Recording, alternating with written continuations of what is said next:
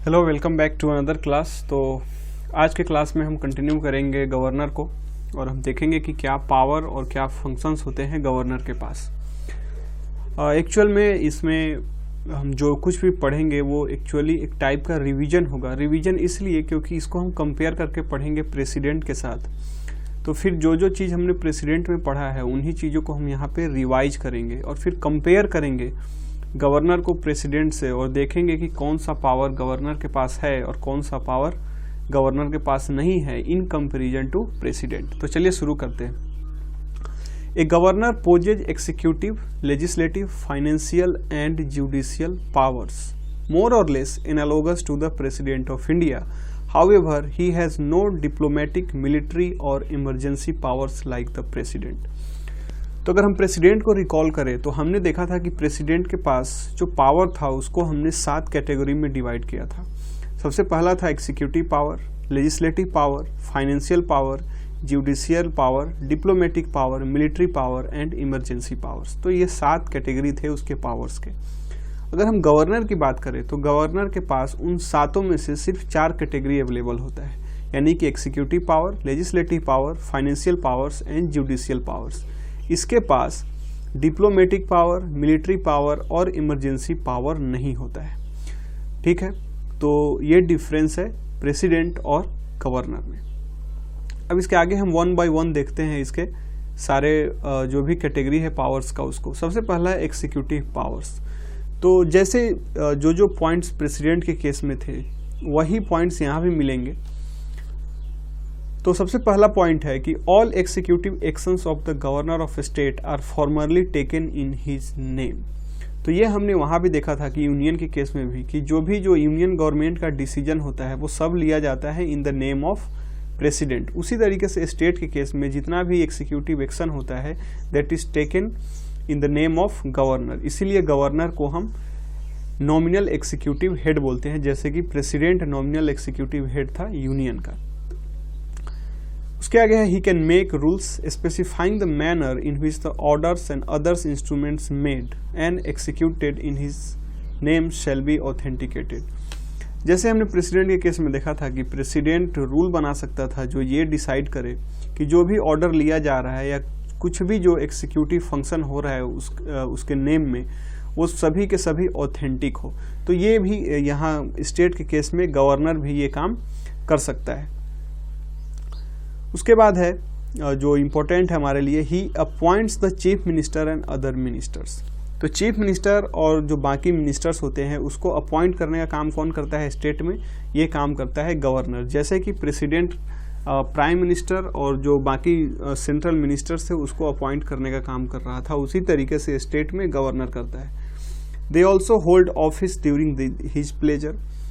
Union के case में भी देखा था हमने कि वो जो ऑफिस को होल्ड करते हैं वो during the pleasure of president, और स्टेट के केस में ये होता है during the pleasure of governor. अब यहाँ पे एक एक्स्ट्रा पॉइंट है कि there should be a tribal welfare minister in the states of Chhattisgarh, Jharkhand, Madhya Pradesh and Orissa. मतलब ये हुआ कि कुछ राज्य हैं जिसमें एक एडिशनल मिनिस्ट्री होगा जिसका नाम है ट्राइबल वेलफेयर मिनिस्ट्री। तो उस मिनिस्ट्री को संभालेगा जो मिनिस्टर, तो उसको अपॉइंट करने का काम गवर्नर का होगा। और ये जो मिनिस्ट्री है ये इन 4 स्टेट्स में ही है बस। तो पहला है छत्तीसगढ़, झारखंड, मध्य प्रदेश और उड़ीसा। ठीक है, ये 4 राज्य एक जगह ही है तो इनको याद करना आसान भी होगा। इसमें बिहार भी था पहले, लेकिन इसको हटा दिया गया इसमें से after 94th amendment act of 2006। ठीक है, तो ये 4 स्टेट हमारे लिए इंपॉर्टेंट है। यहाँ से सवाल आ सकता है कि किन किन स्टेट्स में ट्राइबल वेलफेयर मिनिस्ट्री होता है। ठीक है, और इनको अपॉइंट करने का काम कौन करता है? गवर्नर करता है। अब इसके आगे है he appoints the advocate general of a state and determines his remuneration. The advocate general holds office during the pleasure of the governor. ये सेम प्रेसिडेंट जैसा है, जैसे कि सेंटर के केस में जो अटॉर्नी जनरल ऑफ इंडिया था उसको अपॉइंट करने का काम, उसका सैलरी कितना होगा, फिर उसके ऑफिस का कंडीशन क्या होगा, ये सब कुछ डिसाइड करने का काम प्रेसिडेंट का होता था। उसी तरीके से स्टेट के केस में जिसको हम एडवोकेट जनरल ऑफ स्टेट बोलते हैं, इनको अपॉइंट करने का काम गवर्नर का होता है।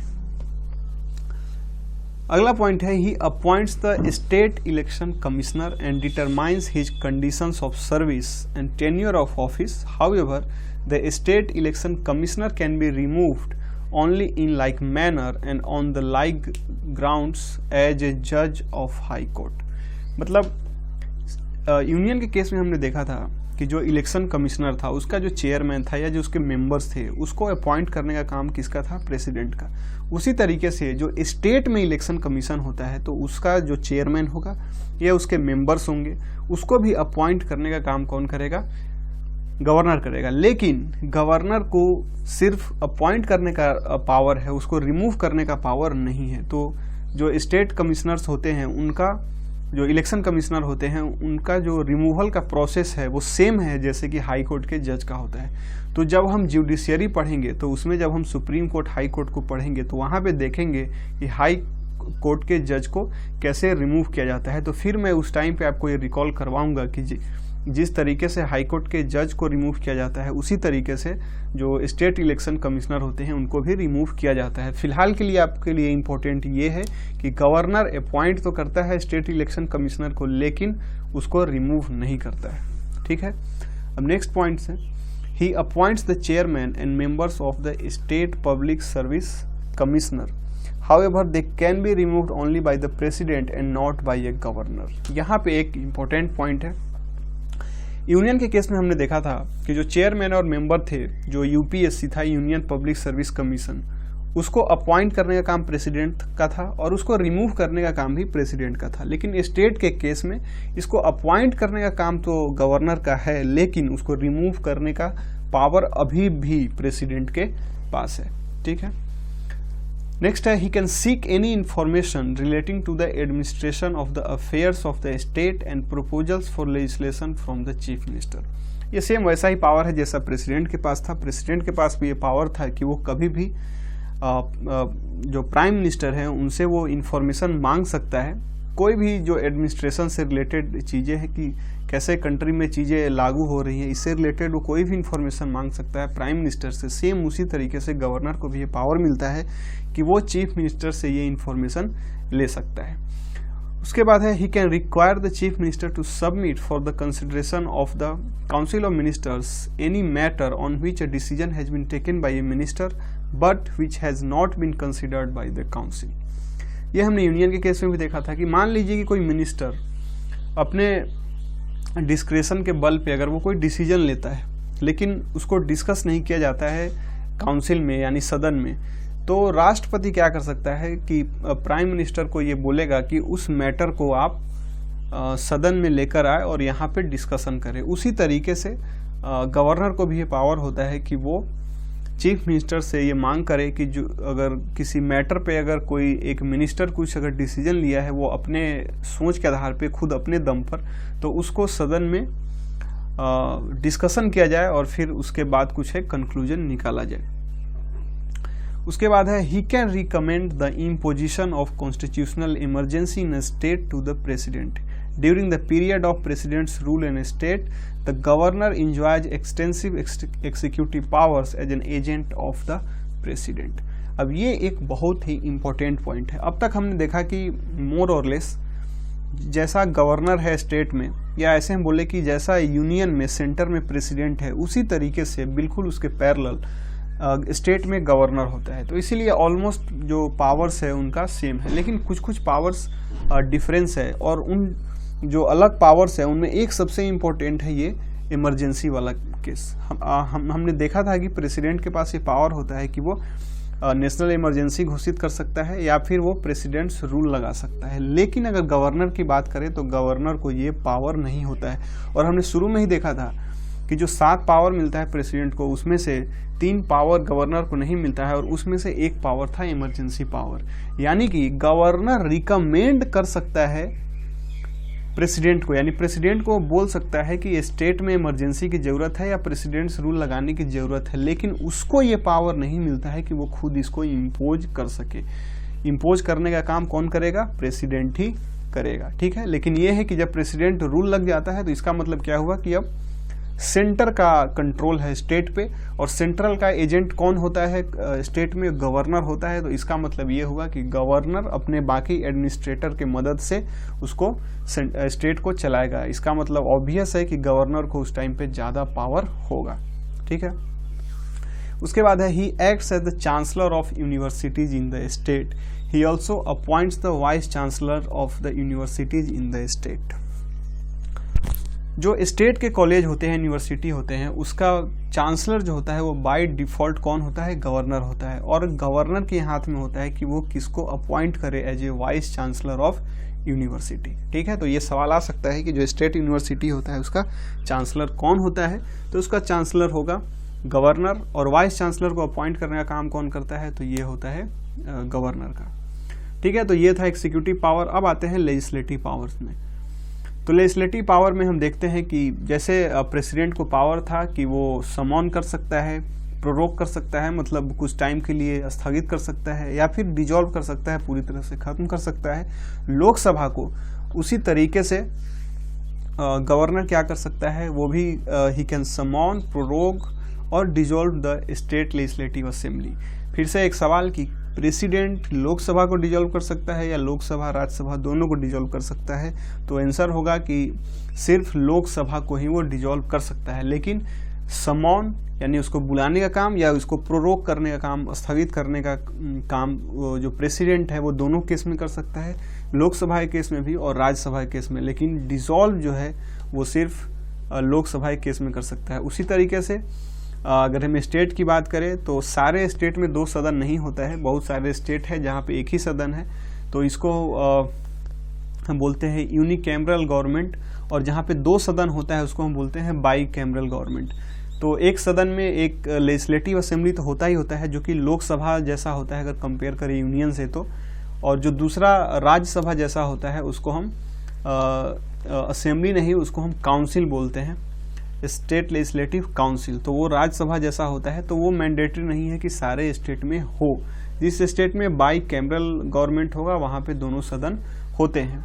तो अगर जहाँ पे दोनों सदन होंगे तो दोनों सदन को वो समॉन करने का काम, प्रोरोग करने का काम, ये पावर गवर्नर के पास होगा, लेकिन वो डिजॉल्व सिर्फ स्टेट लेजिस्लेटिव असेंबली को कर सकता है, लेजिस्लेटिव काउंसिल को नहीं कर सकता, जैसे कि राज्यसभा को प्रेसिडेंट डिजॉल्व नहीं कर सकता था। He can address the state legislature at the commencement of the first session after each general election and first session of each year। जैसे कि प्रेसिडेंट करता है जब कभी भी जब पार्लियामेंट का गठन होता है इलेक्शन के बाद, तो वो सबसे पहले सदन को वो एड्रेस करता है, और साथ ही साथ हर साल में जब सदन का शुरुआत होता है तो उसको भी एड्रेस करता है। उसी तरीके से गवर्नर भी जब इलेक्शन के बाद जब लेजिस्लेटिव असेंबली का गठन होता है तो उसके बाद उसको एड्रेस करता है, और फिर उसके बाद हर साल के जो पहला सेशन होता है उसको भी एड्रेस करता है। लेकिन जैसे पार्लियामेंट का पार्ट नहीं होता है प्रेसिडेंट, ऐसा नहीं है कि प्रेसिडेंट को सारे डिस्कशन में आके बैठना है। उसी तरीके से गवर्नर भी जो स्टेट का जो लेजिस्लेटिव असेंबली या काउंसिल है उसका पार्ट नहीं है। ठीक है, मतलब वो इसके प्रोसीडिंग्स में पार्टिसिपेट नहीं करेगा। उसके बाद है he can appoint any member of the legislative assembly to preside over its proceedings when the office of both the speaker and the deputy speaker fall vacant. Similarly, he can appoint any member of the state legislature council to preside over its proceedings when the offices of both chairman and deputy chairman fall vacant. तुम्हें पता है कि जैसे union के case में जो parliament है, एक लोकसभा होता है और राज्यसभा होता है। तो जो लोकसभा का जो हेड होता है, हेड नहीं मतलब जो देखरेख करता है, जिसके अंडर में कोई भी प्रोसीडिंग चलता है, उसको हम स्पीकर बोलते हैं। वहीं राज्यसभा के लिए उसको हम चेयरमैन बोलते हैं। फिर डिप्यूटी स्पीकर होता है और डिप्यूटी चेयरमैन होता है। अगर मान लीजिए किसी रीजन से अगर स्पीकर अवेलेबल नहीं है तो उस केस में डिप्यूटी स्पीकर उसको देखने का काम करेंगे। लेकिन अगर कोई ऐसा केस हो जा रहा है कि ना ही स्पीकर हो और ना ही डिप्यूटी स्पीकर हो, तो फिर प्रेसिडेंट को ये पावर मिलता है कि जो भी मेंबर है लोकसभा के, उसी में से किसी एक को वो स्पीकर बना दे कुछ टाइम के लिए, यानी कि जब तक कि जो स्पीकर है वो अवेलेबल नहीं है। सेम उसी तरीके से राज्यसभा के केस में जब चेयरमैन या डिप्यूटी चेयरमैन नहीं होंगे तो उस केस में भी किसी एक मेंबर को ही चेयरमैन बनाया जा सकता है कुछ टाइम के लिए। तो उसी तरीके से गवर्नर को भी यहाँ पे पावर मिलता है लेजिस्लेटिव असेंबली में भी और काउंसिल में भी। अगर जो चेयरमैन या डिप्यूटी चेयरमैन काउंसिल के लिए और फिर असेंबली के लिए स्पीकर या डिप्यूटी स्पीकर अवेलेबल नहीं होंगे तो फिर वो उसी सदन के किसी मेंबर को वो कुछ समय के लिए स्पीकर या फिर चेयरमैन बना सकता है। ठीक है, अब है he nominates 1/6 of the member of the state legislative council from amongst persons having special knowledge और practical experience in literature, science, art, cooperation movement and social service. तो ये जो पावर है वो नॉमिनेट करने का पावर है, तो ये प्रेसिडेंट के पास भी था। प्रेसिडेंट भी राज्यसभा में कुछ मेंबर्स को नॉमिनेट कर रहा था। उसी तरीके से जो स्टेट लेजिस्लेटिव काउंसिल होता है उसमें भी गवर्नर भी कुछ मेंबर्स को नॉमिनेट करता है। लेकिन दोनों में डिफरेंस ये है कि राज्यसभा के केस में जो नंबर था वो फिक्स था, यानी कि 12 मेंबर्स को वो नॉमिनेट कर सकता है कि जो अलग अलग स्पेशल फील्ड से थे। लेकिन स्टेट के केस में ये नंबर फिक्स नहीं है। नंबर इसलिए फिक्स नहीं है क्योंकि अलग अलग स्टेट में कि यूनियन लेवल पे तो एक ही राज्यसभा है, लेकिन अगर स्टेट की बात करें तो जितना स्टेट उतना हमारे पास लेजिस्लेटिव काउंसिल, या सारे स्टेट्स में नहीं है फिर भी अगर मान लीजिए आधे स्टेट्स में भी है तो उतना हमारे पास लेजिस्लेटिव काउंसिल होगा।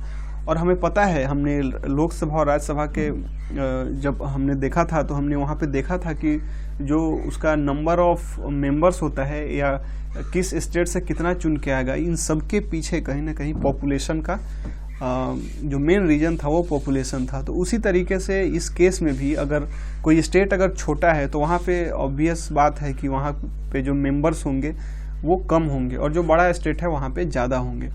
तो इसीलिए इस चीज़ को फिक्स नहीं किया जा सकता कि हर स्टेट के लिए जो नंबर ऑफ सीट्स होगा वो फिक्स होगा। इसीलिए जो ये नंबर है वो कितना नॉमिनेट कर सकता है, वो 1/6 होता है of total members of the state legislative council. यानी अगर किसी स्टेट में अगर 18 सीट है टोटल लेजिस्लेटिव काउंसिल में तो फिर वो उसका 1/6 यानी कि 3 मेंबर को नॉमिनेट कर सकता है। अगर किसी में 30 है तो उसका 1/6 यानी कि 5 मेंबर्स को नॉमिनेट कर सकता है। तो ये वेरी करेगा स्टेट टू स्टेट। तो मेन यहाँ पे इम्पोर्टेंट ये है कि 1/6 of the total number of legislative state legislative council. ठीक है, अब अगला है he can nominate 1 member to state legislature assembly. जैसे प्रेसिडेंट लोकसभा में 2 एंग्लो इंडियन कम्युनिटी से 2 मेंबर को नॉमिनेट करता था, वैसे ही गवर्नर स्टेट लेजिस्लेचर असेंबली में 1 एंग्लो इंडियन कम्युनिटी से 1 मेंबर को नॉमिनेट करता है। ठीक है, अब उसके बाद एक इम्पोर्टेंट है बिल के बारे में, यानी हम इसमें उसके वीटो पावर को थोड़ा देखते हैं। अगर कोई बिल जाता है गवर्नर के पास जो स्टेट लेजिस्लेचर के द्वारा पास किया गया है, स्टेट लेजिस्लेचर कहने का मतलब ये हुआ कि अगर यूनिकैमरल गवर्नमेंट है तो वहाँ पे सिर्फ एक स्टेट लेजिस्लेचर असेंबली होगा तो वहीं से रूल बन के आएगा, या फिर अगर बाई कैमरल है तो वहाँ पे स्टेट लेजिस्लेचर असेंबली भी होगा और स्टेट लेजिस्लेचर काउंसिल भी होगा, तो उन दोनों के द्वारा मिलके कोई भी बिल आएगा। तो जैसे यूनियन के केस में जब पार्लियामेंट से जब कोई बिल पास होके आता था और उस पर जब अपना फाइनल एसेंट दे देता था प्रेसिडेंट तो वो बिल एक्ट बन जाता था। उसी तरीके से स्टेट के केस में भी जब कोई बिल स्टेट लेजिस्लेचर से आता है और गवर्नर अपना एसेंट दे देता है तो वो बिल एक्ट बन जाता है। हमने वहाँ पे देखा था कि प्रेसिडेंट के पास भी बिल को लेकर बहुत सारा पावर था, यानी उसको अपना एसेंट दे सकता था, फिर उसको विदहोल्ड कर सकता था या बिल को रिटर्न कर सकता था। तो ये सब भी पावर हम देखते हैं कि गवर्नर के पास क्या क्या पावर है। तो सबसे पहला है he can give his assent to the bill, यानी वो अपना सहमति दे सकता है और जो बिल है वो एक्ट बन जाएगा। उसके बाद है withhold his assent to the bill, मतलब वो खारिज कर देगा, फिर उसके बाद वो बिल खत्म हो जाएगा। तीसरा है he can return the bill, लेकिन मनी बिल के केस में ऐसा नहीं कर सकता है। हमने प्रेसिडेंट के केस में भी ऐसा देखा था कि प्रेसिडेंट भी जो है मनी बिल को रिटर्न नहीं कर सकता है। उसी तरीके से जो गवर्नर है वो भी मनी बिल को रिटर्न नहीं कर सकता है, लेकिन कोई ऑर्डिनरी बिल है तो उसको रिटर्न कर सकता है for reconsideration of the state legislature. लेकिन अगर बिल को फिर से पास करके लाया जाता है विद और without amendment the governor has to give his assent. तो इस बार गवर्नर को क्या देना पड़ेगा, अपना असेंट देना पड़ेगा। ये सेम पैरेलल पावर है जो कि प्रेसिडेंट के पास था। इसके बाद पास एक एक्स्ट्रा पावर ये होता है, वो होता है बिल को रिजर्व करने का। देखिए प्रेसिडेंट के ऊपर तो कोई नहीं है,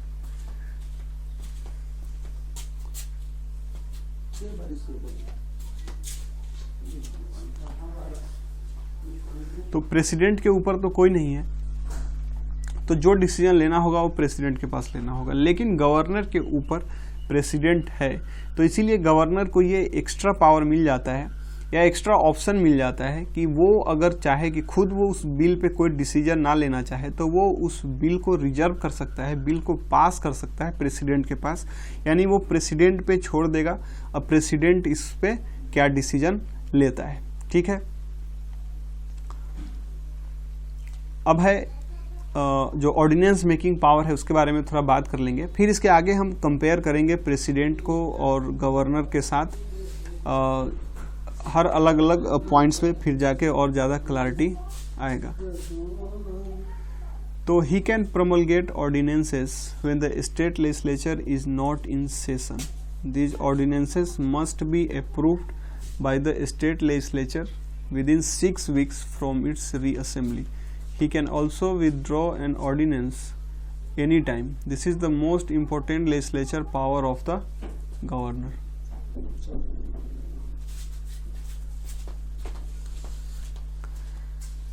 तो जैसा कि प्रेसिडेंट के पास था, सेम पैरेलल पावर है गवर्नर के पास भी with regard to the ordinance making power. तो उस केस में क्या होता था कि अगर प्रेसिडेंट कोई भी अगर ऑर्डिनेंस बनाता था तो उसको जो पार्लियामेंट से अप्रूवल मिलना जरूरी था विदिन 6 weeks, तभी जाके वो परमानेंट लॉ बन सकता था। अदरवाइज वो 6 weeks के बाद वो खत्म हो जाता था। सेम उसी तरीके से जो भी ऑर्डिनेंस बनाएगा गवर्नर, उसको भी जब स्टेट लेजिस्लेचर आएगा तो उसके 6 weeks के भीतर उसको अप्रूवल मिल जाना चाहिए, अदरवाइज वो भी खत्म हो जाएगा अपने आप। फिर जैसे कि प्रेसिडेंट अपने ऑर्डिनेंस को कभी भी विड्रॉ कर सकता था, उसी तरीके से गवर्नर भी अपने ऑर्डिनेंस को कभी भी विड्रॉ कर सकता है। उसके बाद हमने वहाँ पे देखा था कि जो ऑर्डिनेंस होगा उसका फंक्शनैलिटी सेम होगा बाकी लॉ की तरह जो पार्लियामेंट बनाती है, उसी तरीके से जो गवर्नर जो लॉ बनाएगा वो भी सेम होगा जैसे कि स्टेट लेजिस्लेचर बनाती है, ठीक है। उसके बाद है he lays the reports of the state finance commission, the state public service commission and the controller and auditor general related to the accounts of the state before the state legislature. तो हमें ये पता है कि जो nominal executive head होता है या कोई भी डिसीजन होता है that is taken in the name of president. इसका मतलब जो भी रिपोर्ट आएगा अलग अलग कमीशन से तो वो सब किसके नेम में होगा, गवर्नर के नेम में होगा, और गवर्नर ही उन रिपोर्ट को जो स्टेट लेजिस्लेचर है उसके सामने रखेगा, जैसे कि प्रेसिडेंट करता था in the case of parliament, ठीक है। अब इसके आगे हम आते हैं financial powers. He sees that the annual financial statement is laid before the state legislature. जैसे हमने वहां पे देखा था कि जो यूनियन बजट था वो भी किसके निगरानी में होता था, प्रेसिडेंट के निगरानी में। उसी तरीके से जो स्टेट का भी जो बजट होता है वो भी गवर्नर के निगरानी में होता है। फिर वहाँ हमने देखा था प्रेसिडेंट के केस में कि मनी बिल को अगर लाना है पार्लियामेंट में तो वो विदाउट प्रायर रिकमेंडेशन हो ही नहीं सकता प्रेसिडेंट के, यानी प्रेसिडेंट का उसमें रिकमेंडेशन बिल्कुल जरूरी है। या फिर अगर प्रेसिडेंट का रिकमेंडेशन नहीं है तो प्राइम मिनिस्टर रिकमेंड करेगा प्रेसिडेंट को और फिर प्रेसिडेंट उसमें अपना सहमति देगा, तभी जाके वो बिल आ सकता है। उसी तरीके से स्टेट के केस में भी बिना गवर्नर के इन्वॉल्वमेंट के, यानी कि या तो गवर्नर खुद उसको रिकमेंड करे या फिर अगर चीफ मिनिस्टर रिकमेंड करे तो गवर्नर अपना सहमति दे, उसके बाद ही मनी बिल को इंट्रोड्यूस किया जा सकता है स्टेट लेजिस्लेचर में, ठीक है। उसके बाद है no demand for a grant can be made except on his recommendation. Demand for grant होता है कि मतलब कि जो भी सरकारी खजाना है उससे अगर कुछ पैसा निकालना है तो उसको हम नहीं निकाल सकते without recommendation of the governor. उसके बाद he can make advances out of the contingency fund, यानी कंटीजेंसी फंड जो है, यानी कि कोई अगर बुरा वक्त आएगा तो उसके लिए जो पैसा बचा के रखा गया है तो उसमें से कुछ भी अगर कुछ खर्च करना हो तो वो गवर्नर उसको कर सकता है। ये सेम पावर है जैसे कि प्रेसिडेंट ये काम कर सकता था। उसके बाद है he constitutes a finance commission after every 5 years to review the financial position of the panchayat and the municipalities. फिर हमने उसके यूनियन के केस में भी देखा था कि जो प्रेसिडेंट है वो फाइनेंस कमीशन बनाता है हर 5 साल पे, फिर उसके चेयरमैन और उसके मेंबर्स को अपॉइंट भी करता है, और उनका उद्देश्य यही होता है कि जो कंट्री है उसका फाइनेंशियल कंडीशन को देखना, और 5 साल के बाद वो रिपोर्ट सौंपता है प्रेसिडेंट के पास। उसी तरीके से स्टेट में भी जो फाइनेंस कमीशन होता है उसको भी गठन करने का काम गवर्नर का होता है। अब इसके आगे हम देखते हैं जुडिशियल पावर्स। तो जैसे हमने देखा था कि प्रेसिडेंट क्या कर सकता है, पार्डन कर सकता है, रिप्राइव कर सकता है, रिस्पाइट कर सकता है, रिमीट कर सकता है। उसी तरीके से जो गवर्नर भी है उनको भी ये 5 पावर मिलता है। ठीक है। उसके बाद है he is consulted by the president while appointing the जजेज of the concerned state high court. ठीक है। तो यहां पे क्या बोल रहा है कि जो हाई कोर्ट के जज होते हैं उसको अपॉइंट करने से पहले कंसल्ट करना पड़ता है किससे, प्रेसिडेंट से। और मैं आपको अगर याद दिला दूं, जब हम लोग प्रेसिडेंट पढ़ रहे थे तो हमने वहां पे देखा था कि जो सुप्रीम कोर्ट के जजेज होते हैं और हाई कोर्ट के जजेज होते हैं उनको अपॉइंट करने का काम कौन करता है, प्रेसिडेंट करता है, ना कि गवर्नर। तो इसीलिए यहाँ पे दिया है कि ही is consulted by the president. तो प्रेसिडेंट उनसे कंसल्ट करता है, लेकिन अपॉइंट कौन करता है, अपॉइंट करने का काम होता है प्रेसिडेंट का। तो फिर से इसमें कंफ्यूज मत होइएगा कि हाई कोर्ट स्टेट से रिलेटेड है, इसीलिए जो उसके जजेज होते हैं उसको अपॉइंट करने का काम गवर्नर का होना चाहिए। ऐसा नहीं है। जैसे सुप्रीम कोर्ट के जज को प्रेसिडेंट अपॉइंट करता है, उसी तरीके से हाई कोर्ट के जज को भी प्रेसिडेंट अपॉइंट करता है। लेकिन हमने देखा था कि डिस्ट्रिक्ट जज को कौन अपॉइंट करता है, प्रेसिडेंट अपॉइंट नहीं करता था। तो जो डिस्ट्रिक्ट के जजेज होते हैं उसको अपॉइंट करने का काम गवर्नर का होता है। तो अगर आपसे पूछा जाए कि सुप्रीम कोर्ट, हाई कोर्ट के जज को अपॉइंट कौन करता है, तो आंसर होगा प्रेसिडेंट। और जो डिस्ट्रिक्ट लेवल पे जो कोर्ट्स होते हैं उसके जज को अपॉइंट करने का काम होता है गवर्नर का। ठीक है। अब हम कंपेयर करते हैं कि जो हमारे पास 3 इंपॉर्टेंट कॉन्सेप्ट्स है। तो सबसे पहला है वीटो पावर, उसके बाद ऑर्डिनेंस मेकिंग पावर, और तीसरा था पार्डनिंग पावर। तो ये तीनों हमने अच्छे से देखा था प्रेसिडेंट के केस में, और अभी हमने गवर्नर के केस में भी देख लिया थोड़ा बहुत। अब इसको हम कंपेयर करते हैं प्रेसिडेंट के साथ पॉइंट टू पॉइंट, फिर जाके बहुत अच्छे से हमारा क्लियर हो जाएगा। तो अगर हम बात करें सबसे पहले वीटो पावर की, तो थोड़ा इसमें हम आर्टिकल्स को देख लेते हैं। तो वीटो पावर के केस में जो इम्पोर्टेंट आर्टिकल्स था वो था आर्टिकल 111, आर्टिकल 200 एंड आर्टिकल 201।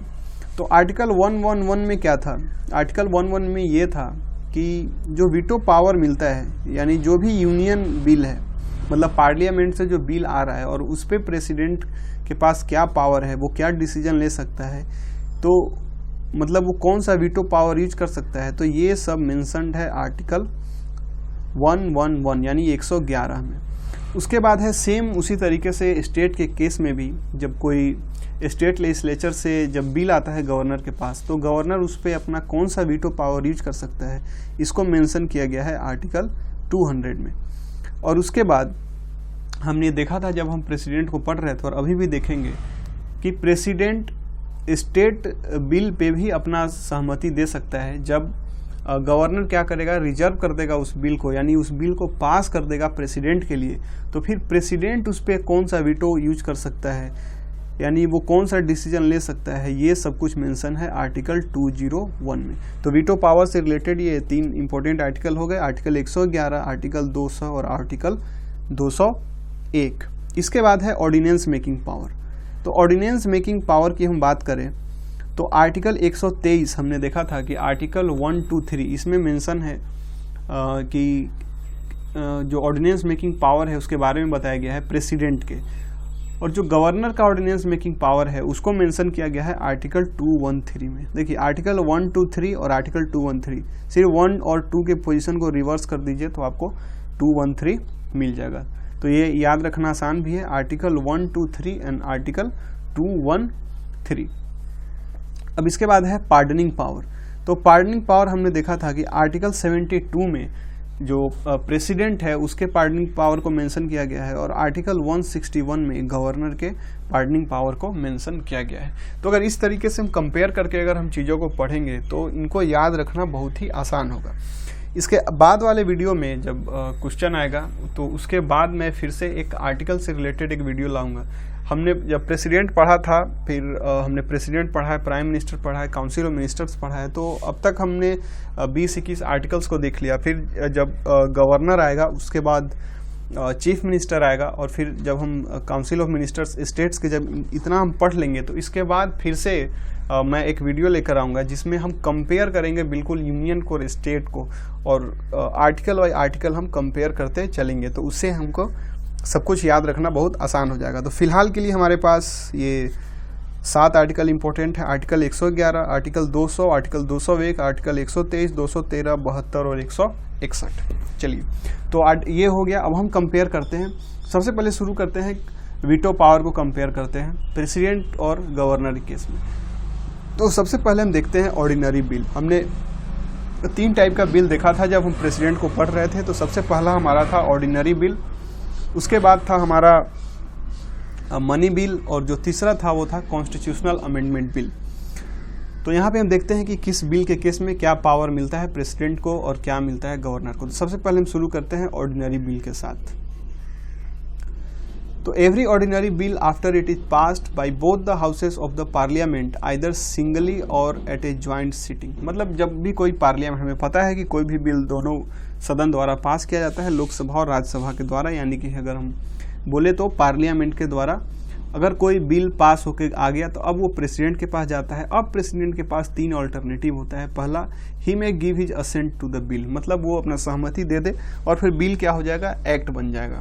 दूसरा है वो विदहोल्ड कर सकता है, जिसको हम क्या बोलते हैं, एब्सोल्यूट वीटो बोलते हैं, मतलब अपने एब्सोल्यूट वीटो का यूज करेगा, मतलब वो विदहोल्ड कर लेगा अपने एसेंट को और फिर बिल एंड हो जाएगा वहीं पे और ये एक्ट अब नहीं बन सकता है। तीसरा जो है वो बिल को रिटर्न कर सकता है for the reconsideration of house, और उसके बाद अगर फिर से उसमें कुछ चेंज लाया जाए या ना लाया जाए, बिल वापस से अगर दोनों सदन द्वारा पास होकर प्रेसिडेंट के पास आता है तो अब प्रेसिडेंट के पास कोई ऑप्शन नहीं बचता है, वो उसको क्या करेगा, अपना एसेंट देना ही देना पड़ेगा, और इसको हम बोलते हैं सस्पेंसिव वीटो।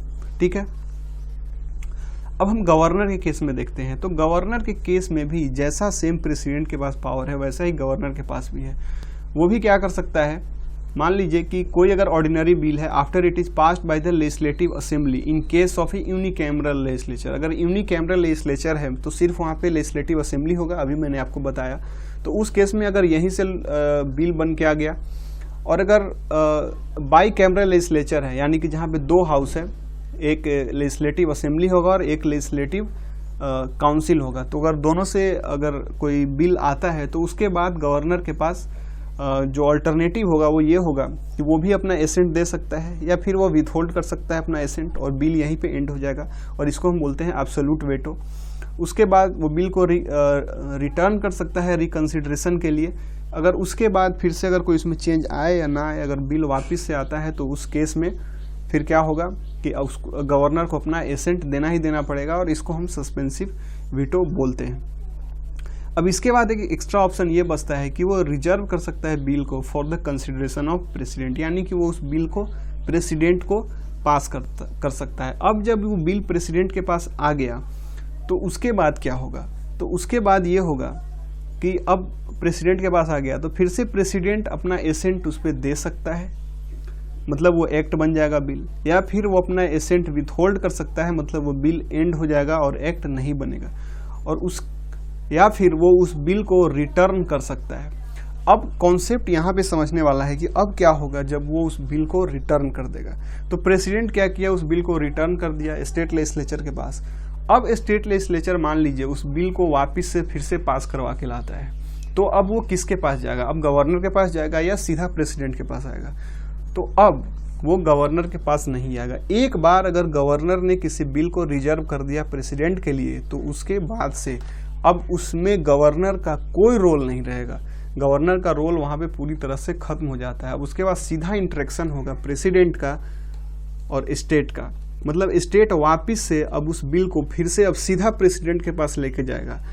अब प्रेसिडेंट के पास अब क्या ऑप्शन है, तो प्रेसिडेंट अब उसमें सहमति दे सकता है या फिर उसको पूरी तरीके से खत्म कर सकता है। पहले क्या हो रहा था कि अगर कोई भी यूनियन का बिल था, अगर वो प्रेसिडेंट के पास आ रहा था, प्रेसिडेंट अगर रिकंसिडरेशन के लिए वापस भेज रहा था और फिर से अगर वो बिल आ रहा था, तो प्रेसिडेंट को उस केस में अपना सहमति देना ही देना था। उसी तरीके से गवर्नर के लिए था, अगर उसने किसी स्टेट बिल को रिकंसिडरेशन के लिए भेजा और अगर वो फिर से वापस आ गया तो उसको अपना सहमति देना ही देना है। लेकिन अगर प्रेसिडेंट के पास कोई स्टेट बिल आता है तो उस केस में अगर उसने रिकंसिडरेशन के लिए बोला है और फिर से अगर बिल आता है तो इस बार जो प्रेसिडेंट है वो बाउंड नहीं है कि उसको अपना सहमति दे ही दे, वो चाहे तो उसमें अपना असहमति भी जता सकता है और वो बिल पूरी तरह से एंड हो जाएगा। तो ये इंपॉर्टेंट पॉइंट था समझने के लिए। अब इसके आगे हम बात करते हैं with regard to money bill. तो with regard to money bill हमने ये देखा था कि प्रेसिडेंट क्या कर सकता है, अपना एसेंट दे सकता है और वो बिल एक्ट बन जाएगा, या फिर वो अपना एसेंट विदहोल्ड कर लेगा और फिर जो बिल है वो एंड हो जाएगा। लेकिन यहाँ पे वो रिटर्न नहीं कर सकता है मनी बिल को। उसी तरीके से गवर्नर को भी देखें तो गवर्नर भी मनी बिल को अपना एसेंट दे सकता है, सहमति दे सकता है, या फिर उसमें अपना असहमति जता सकता है और बिल एंड हो जाएगा, लेकिन वो उसको रिटर्न नहीं कर सकता है। लेकिन फिर से गवर्नर को एक एक्स्ट्रा ऑप्शन ये मिलता है कि वो उस बिल को पास कर सकता है प्रेसिडेंट के पास, यानी वो रिजर्व कर सकता है प्रेसिडेंट के लिए। अब यहाँ पे फिर से जैसे ही गवर्नर ने बिल को रिजर्व कर दिया प्रेसिडेंट के लिए, अब इसमें गवर्नर का कोई रोल नहीं रहेगा, गवर्नर इससे आउट हो गया। अब सीधा इंटरेक्शन होगा प्रेसिडेंट का और स्टेट का।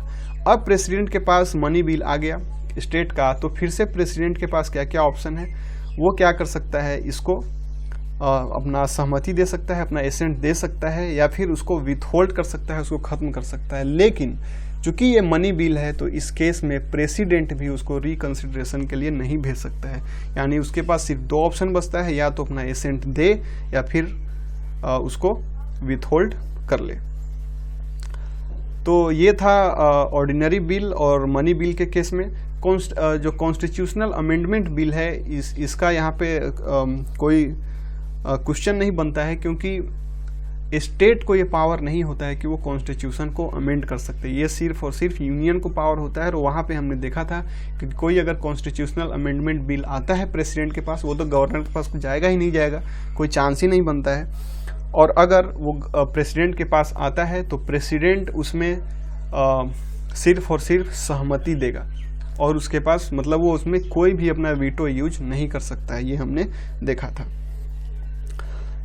अब इसके हम आगे आते हैं, जो ऑर्डिनेंस मेकिंग पावर है प्रेसिडेंट का और गवर्नर का, उसको कंपेयर करते हैं।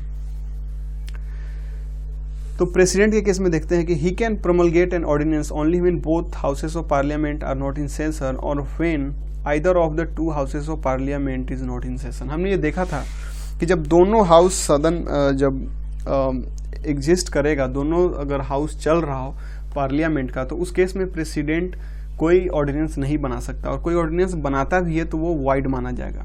उसी तरीके से गवर्नर केस में भी देखें तो अगर दोनों हाउस प्रेजेंट हो, अगर बाई कैमरल अगर लेजिस्लेचर है तो, अदरवाइज अगर यूनी कैमरल लेजिस्लेचर है तो उस केस में अगर लेजिस्लेटिव असेंबली भी प्रेजेंट हो तो उस केस में गवर्नर कोई ऑर्डिनेंस नहीं बना सकता।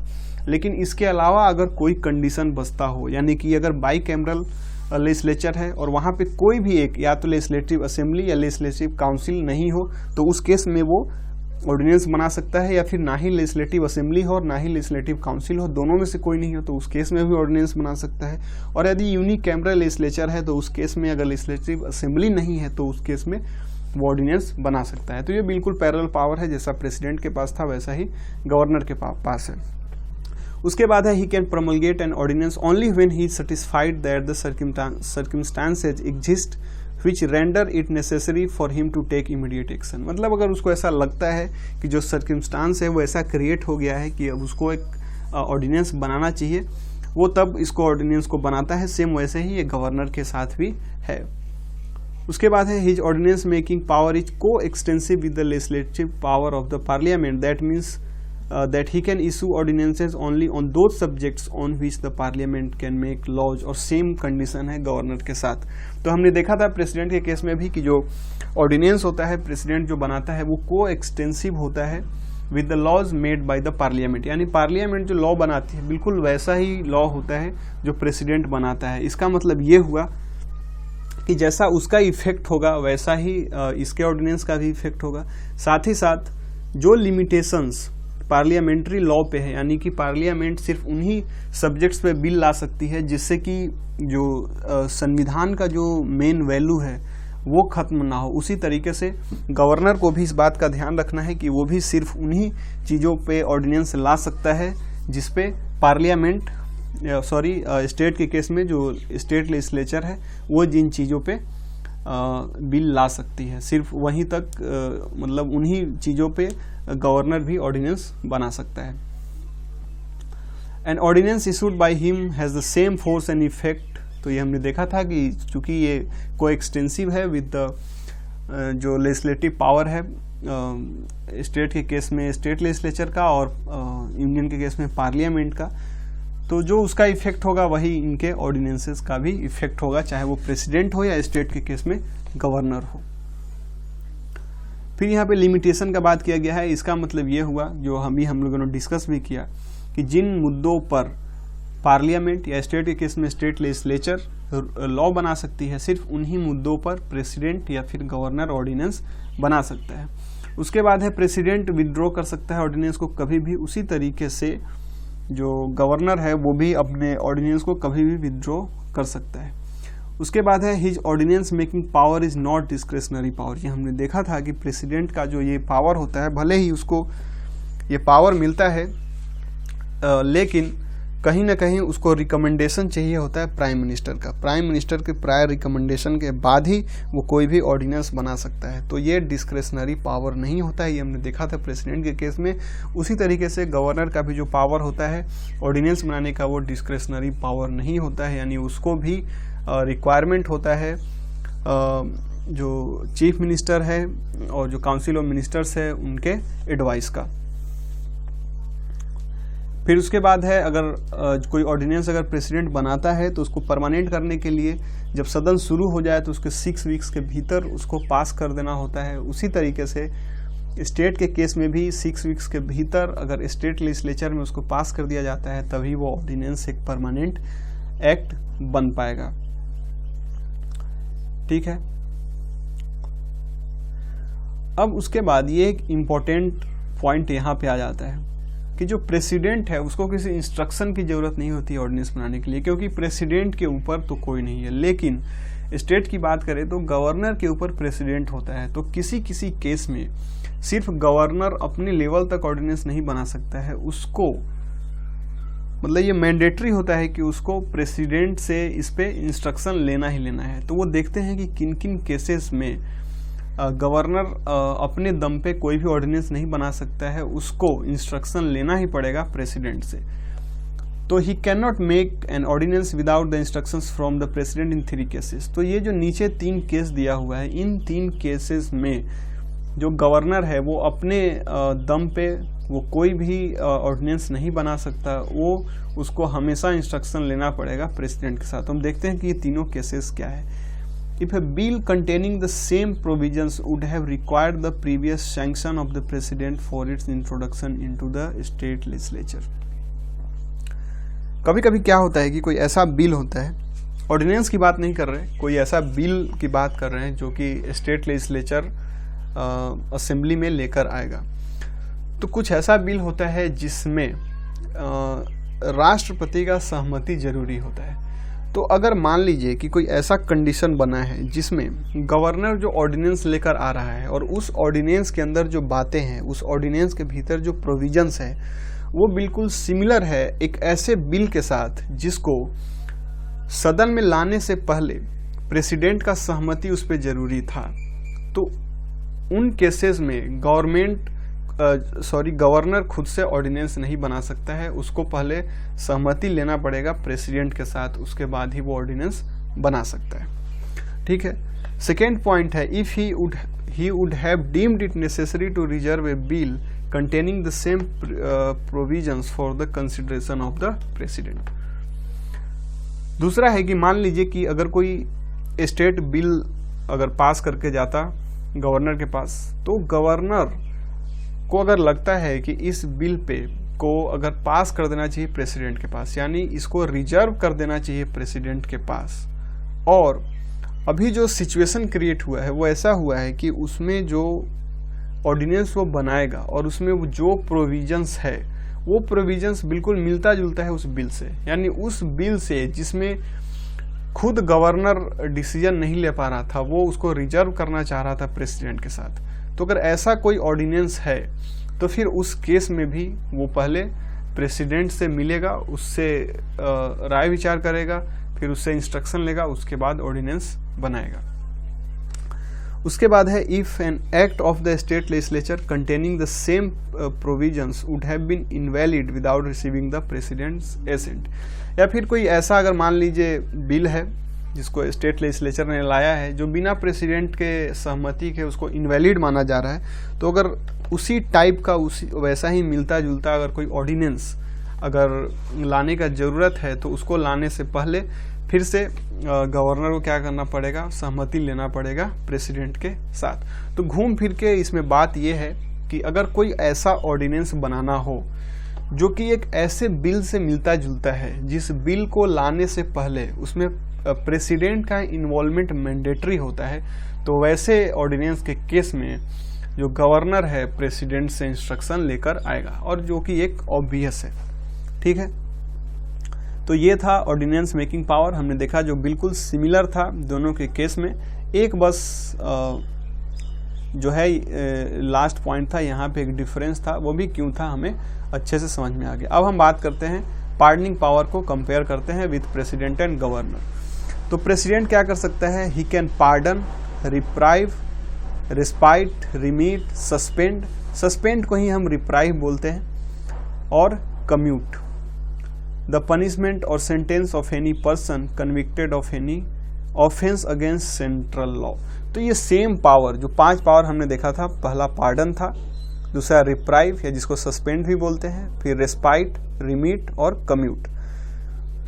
तो ये 5 पावर गवर्नर को ही मिलता है, लेकिन ये स्टेट लॉ के केस में मिलता है। अब इसके बाद है he can pardon, reprieve, respite, remit, suspend और commute a death sentence. He is the only authority to pardon a death sentence. हमने ये देखा भी था जब हम प्रेसिडेंट को पढ़ रहे थे, तो कि डेथ सेंटेंस अगर है, चाहे वो सेंट्रल लॉ के अंडर में हो या फिर स्टेट लॉ के अंडर में हो, तो प्रेसिडेंट वहाँ पे अपना जितना भी पार्डनिंग पावर है उसका सबको यूज कर सकता है, चाहे वो पार्डन हो, रिप्राइव हो, रेस्पाइट हो, रिमीट हो, कम्यूट हो। लेकिन गवर्नर को जो है बाकी सारा पावर तो मिलता है, यानी कि वो सस्पेंड कर सकता है, उसको रिमीट कर सकता है, कम्यूट कर सकता है, लेकिन उसको वो पार्डन नहीं कर सकता, मतलब वो पूरी तरह से उस सजा को खत्म नहीं कर सकता। तो ये पावर नहीं होता है गवर्नर के पास, चाहे भले ही वो जो डेथ सेंटेंस मिला है वो स्टेट लॉ के अंडर में मिला हो या सेंट्रल लॉ के अंडर में मिला हो।